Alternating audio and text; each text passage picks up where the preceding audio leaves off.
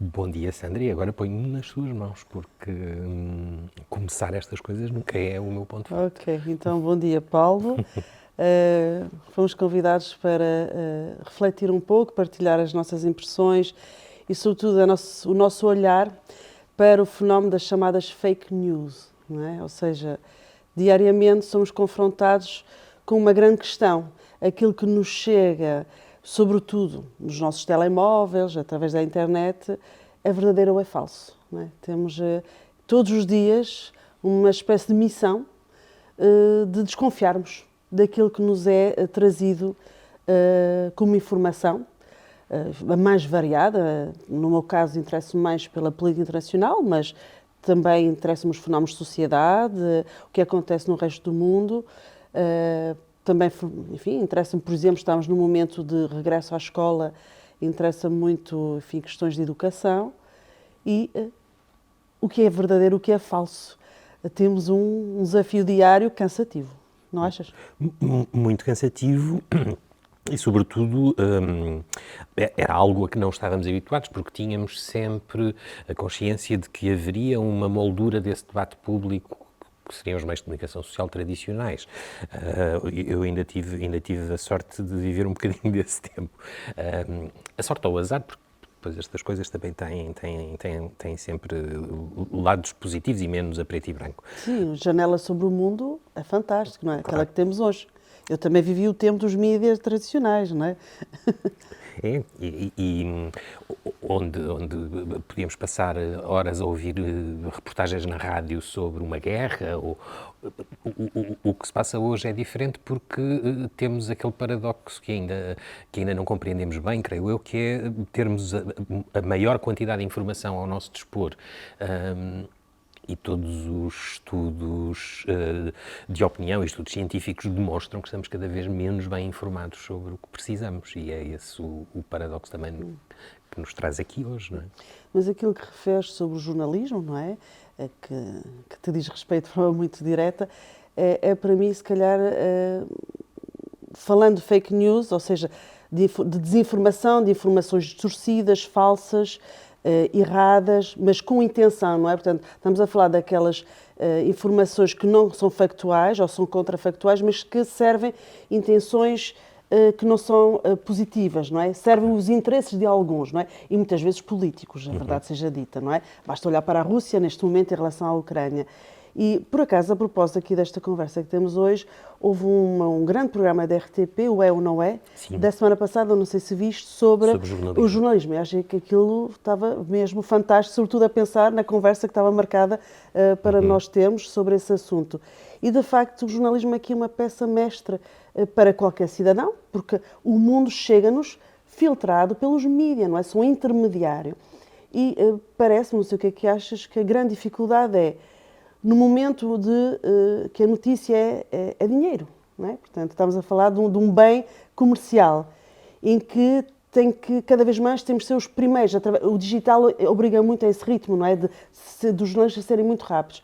Ao mesmo tempo, se calhar, menos tempo para filtrar a informação e, se calhar, também, a tecnologia é tão rápida, menos capacidade para discernir o verdadeiro do falso. Portanto, isso ainda fragiliza mais o receptor da notícia que, quer dizer, quem supostamente intermediou para garantir não o faz muitas vezes porque não quer, é porque não tem tempo, não é? A Sim. profissão mudou muito, não? O que achas? A profissão mudou dramaticamente.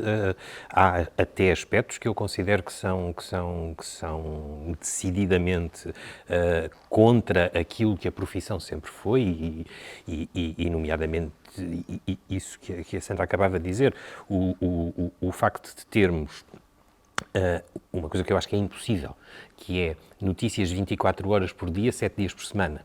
Isso é o contrário de notícia. A notícia é uma escolha, é o que é importante que tem que ser transmitido para que o conjunto da comunidade saiba. Muitas vezes o que nós vemos nos alinhamentos dos serviços noticiosos, sobretudo esses, 24 horas, 7 dias por semana, são coisas que não têm qualquer tipo de interesse noticioso. Aliás, há uma pergunta muito engraçada, retórica, que qualquer jornalista, se entrar na sua redação e perguntar aos camaradas de profissão o que é uma notícia, as respostas vão variar muito. E isso é um problema. Como a Sandra dizia, o problema é o dinheiro. Os meios de comunicação social tradicionais acharam, a certa altura, que poderiam replicar o modelo de negócio online. Ou seja, que através dos cliques conseguiriam ter publicidade que pagasse o suficiente para que o meio de comunicação social pudesse sobreviver, porque as vendas, enfim, nomeadamente dos jornais e das revistas, já não eram suficientes para viver sem a publicidade, nem nunca foram. A questão aqui é que esse negócio online é feito com base em regras e pressupostos que contrariam também eles o jornalismo. Não só o imediatismo, que é um problema essencial, mas também os mecanismos que intensificam a procura e o clique nas notícias. E isso é o que um jornalista americano, o Matt Taibbi, chamou as 10 regras do ódio. Ele elencou 10 regras para explicar que o ódio é um projeto comercial. E, portanto, quanto mais sensacionalista, quanto mais dirigida a alguém uma notícia for, mais depressa ela se replicará nas redes sociais, mais cliques terá. Isso abre uma caixa de Pandora muito grande que nós vimos durante a gestão da crise Covid, no 2020, 2021 e já depois, no início de 2022, não é? Nós esquecemos que abandonámos as máscaras há pouco mais de um ano, não é? Foi em abril de 2022. E a comunicação de crise, a informação de crise, e já é bastante estudado, não é? Já muita gente se preocupa com o que aconteceu. Do meu ponto de vista, responsabiliza os mídias, mas também os políticos, não é? Porque a informação de crise criava aquele fenómeno que acabou de sublinhar, ou seja, jogava muito com a angústia, não é? Aliás, com isso favoreceu também os complotismos, não é? Portanto, as fake news, a desinformação, depois também abrem caminho a teorias da conspiração que não são novas, não é? A desinformação não surgiu agora. E pronto, eu falo da Rússia, não é porque eu sou especialista da Rússia, mas é porque é um estudo de escola, num caso de escola, porque a Rússia era exímia em desinformação durante a Guerra Fria, não é? Portanto, aquilo que nós vimos, por exemplo, sobre o fenómeno do Covid, onde é que surgiu? A ideia que foi criada em laboratório, não é? Por pessoas. Esta ideia por exemplo, a SIDA também tinha sido criada em laboratório, não é? Era propaganda russa dos anos 80 e se formos para trás encontramos outras teorias da conspiração que, na verdade, nem são muito inovadoras, não é? Mas que colhem porque jogam com as emoções, não é verdade? Jogam com a angústia. Porque o medo tem um objeto, é identificável, nós podemos fugir do medo, mas a angústia permeia, e o Covid mostrou isso perfeitamente, não é? Nós andávamos, enquanto indivíduos e sociedade, angustiados e começámos a ter medo do outro. Estar a dizer que a ciência não existe e ir só por dogmatismos, de facto, é extremamente perigoso. E, portanto, acho que o educar, desde idades mais tenras até idades mais avançadas, é, de facto, mostrar que a ciência permite, de facto, não é bem certezas, mas permite um procedimento que nos permite discutir factos e não manipulações, distorções de realidades. Porquê? Porque a ciência, seja ela exata ou social, não é? Eu sou das relações internacionais, segue um método. E o método principal é colocar hipóteses que vão ser validadas ou invalidadas. É por isso que o Covid foi tão angustiante. E os cientistas, porquê? Porque ninguém tinha certezas. Os cientistas estavam a testar hipóteses que eram negadas ou confirmadas ao fim de uma semana ou duas. As máscaras. São uma barreira, não são uma barreira. A vacina funciona, não funciona. Vamos suspender, não é aquela suspensão da vacina, está-me agora a escapar o nome daquela, da AstraZeneca, foi suspensa porque de repente tinha efeitos colaterais muito significativos, mas depois foi retomada a vacinação. Isto tudo, para o comum dos mortais, pode ser muito angustiante. Mas é preciso explicar que a ciência funciona mesmo assim. E, portanto, no mundo de incertezas, é por isso que eu dizia que a fascinação e o porquê que funcionam a desinformação, portanto, as fake news, que eu acho que dá uma espécie de certeza às pessoas que enveredam por aquele caminho e sentem-se mais seguras porque há uma verdade. Quando, na verdade, nós vivemos num mundo de incertezas e é preciso aceitar essa pluralidade e estar sempre disposto, não é, a avançar com a ciência. E é o grande desafio na educação que nós damos aos mais pequenos, aos mais crescidos e a nós próprios, ao longo da vida.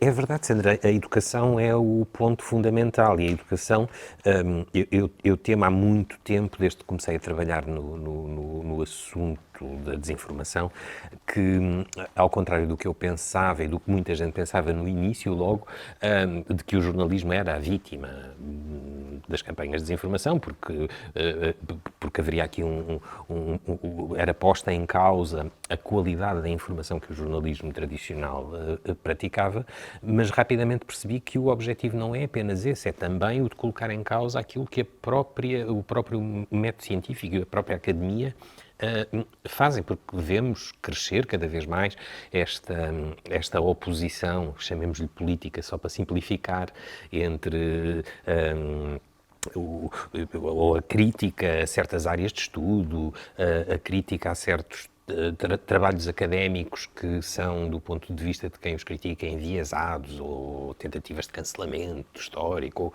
o que seja, não é? Sobretudo nas áreas das ciências sociais e humanas, na história, na filosofia, na sociologia. E o que nós temos, de facto, aqui é uma batalha pelo conhecimento, ou seja, sermos capazes de perceber o alcance da desinformação é também sermos capazes de enfrentar esta distopia que está mais ou menos emergente hoje, de que uma opinião vale tanto como a outra e não é preciso provar onde se vai buscar a informação para se chegar àquela opinião,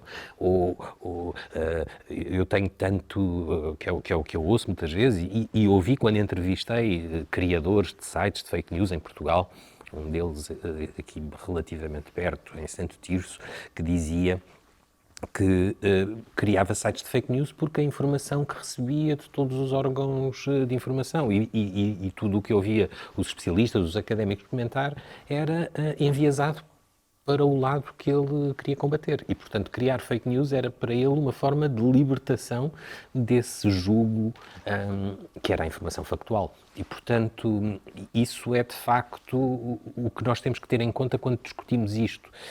Já para não falar da inteligência artificial, mas é a forma que teremos, enquanto sociedade, de poder estar em desacordo de uma maneira construtiva e pacífica. Porque o que temos à nossa vista hoje é o contrário, não é? O desacordo é o motor de uma guerra civil permanente. O que nós precisamos não é do conhecimento para saber como é que vai acabar esta história de que estamos aqui a falar, os efeitos da desinformação. Nós podemos olhar para os Estados Unidos, para o Brasil, para a Hungria, para onde quisermos, para ver o que é que resultou dali. E podemos ver que o nível de enfrentamento social, político, até entre famílias, é o desfecho óbvio. Mais uma vez, já repeti esta palavra várias vezes, é o ódio a imperar. E se nós queremos acabar com isso, nada melhor do que trazer esse assunto para onde ele deve ser discutido, e nomeadamente para as escolhas políticas que fazemos e obrigar as pessoas que nos representam a falar destes assuntos. Eu tenho tido muito bons exemplos de deputados de vários partidos que gostam de falar sobre estes assuntos, mas não tenho visto, infelizmente, ações legislativas, não tenho visto tentativas de criar... Então, Paulo, vamos lá ver. Quais seriam os assuntos que gostaríamos de ver discutidos? Até vamos falar de Portugal, não é? Porque não é? É o que nos toca mais. Ou até no mundo lusófono, porque também temos essa amplitude. Mas são os temas que nós gostaríamos que fossem, de facto, discutidos e alvo de alguma transformação. E pode não ser revolucionário, podemos estar a falar de...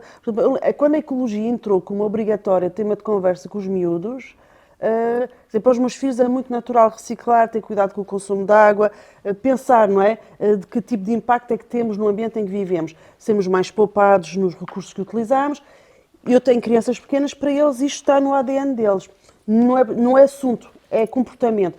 Mas houve uma transformação dos currículos escolares em que os miúdos, de facto, foram... E isto é política pública, não é? Claro. Não estou a falar de regulamentações que obrigariam a termos recursos tecnológicos para estudar algoritmos e fazer com que os Estados tivessem alguma capacidade de... Ou seja, ter os seus próprios hackers, não os hackers positivos, digamos assim, não é? Que também existem. Sim, sim. Pronto, neste espectro muito amplo, o que é que poderíamos o que gostaríamos de ver, isto para pensar em soluções, não é? No nosso debate público que se transformasse em ações concretas. Há uma óbvia do meu ponto de vista, que é a consagração da informação como um bem público essencial.